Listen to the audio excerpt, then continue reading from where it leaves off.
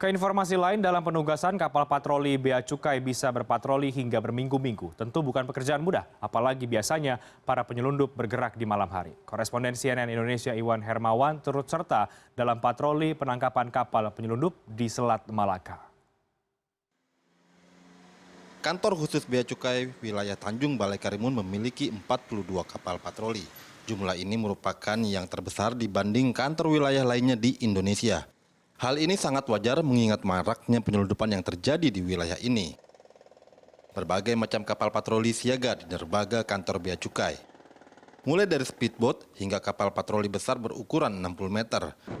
Saat ini jam sudah menunjukkan sekitar pukul 5 dan pada pukul 9 malam nanti kapal patroli BC6001 ini akan berlayar dan melakukan patroli untuk menangkap para penyelundup. Dan beberapa anak buah kapal sudah menyiapkan berbagai persiapan. Pak Heri, hari ini kita mau kemana dan misinya apa? Ya, malam hari ini kita akan bergerak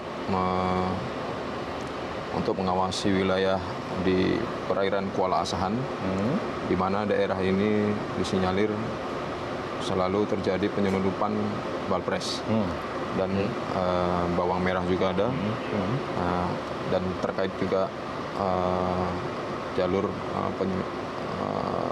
TKI ilegal yang banyak menyeberang dari wilayah Malaysia ke Indonesia. Ada warga sipil setempat itu yang dibawa oleh para penyelundup itu untuk jadi atau semacam tameng atau seperti apa itu sebenarnya mereka itu? Ya, memang benar Mas. Itu untuk masyarakat sipil yang dimanfaatkan oleh teman-teman rekan-rekan penyelundup di sana. Itu mereka memanfaatkan masyarakat sipil dengan membayar mereka sebagai tameng untuk menjaga barang selundupan mereka masuk ke wilayah Asahan. Kapal patroli BC6001 memiliki bobot 577 ton. Karena ukurannya yang lumayan besar, kapal ini mampu melaut hingga jarak 3.000 mil laut. Kapal dengan ABK sebanyak 31 orang ini akan berpatroli selama 2 minggu di perairan Selat Malaka sekitar Tanjung Balai Asahan.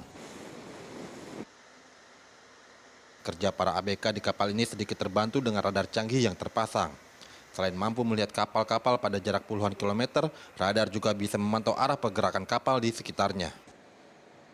Patroli biasanya dilakukan pada malam hari saat para penyelundup bergerak dari Port Klang, Malaysia menuju dermaga Tanjung Balai Asahan. Di siang hari, para awak kapal senantiasa berlatih agar siap menghadapi segala kemungkinan, termasuk berlatih menggunakan senjata api. Selain terampil menggunakan senjata, para awak kapal BC6001 juga berlatih shipboarding menggunakan Sea Rider. Sebuah kapal ABK ini adalah harus dalam kondisi 100% siap. Kapalnya pun juga harus siap.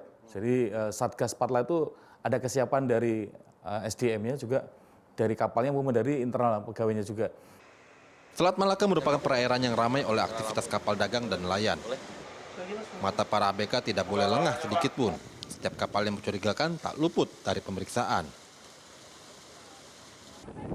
Setelah genap 2 minggu berpatroli, kapal BC6001 menemukan kapal yang mencurigakan. Saat disinari lampu sorot, kapal tersebut ternyata membawa muatan balpres. Kapal BC6001 pun memerintahkan agar kapal yang bernama KM Teguh 1 itu untuk berhenti. Namun peringatan tidak dituruti, tembakan peringatan pun dilepaskan. Akan tetapi, kapal KM Teguh 1 malah berupaya kabur. Hingga pada suatu kesempatan, KM Teguh 1 memotong haluan kapal BC6001. Tabrakan pun tak terhindarkan. Bukannya menyerah, ABK kapal Teguh 1 melempari kapal BC6001 dengan bom molotov, lalu berupaya kembali kabur. Namun akibat tabrakan, kapal Teguh 1 mengalami kerusakan dan bocor. Kapal BC6001 pun lalu berhasil merapatkan diri dengan kapal sasaran. Kapal BC6001 kemudian meluncurkan Sea Rider untuk menangkap ABK yang menceburkan diri. Namun kapal Teguh 1 yang diduga membawa lebih dari 1.100 karung balpres akhirnya tenggelam. Tertangkapnya gerombolan penyelundup bukan berarti pekerjaan telah usai.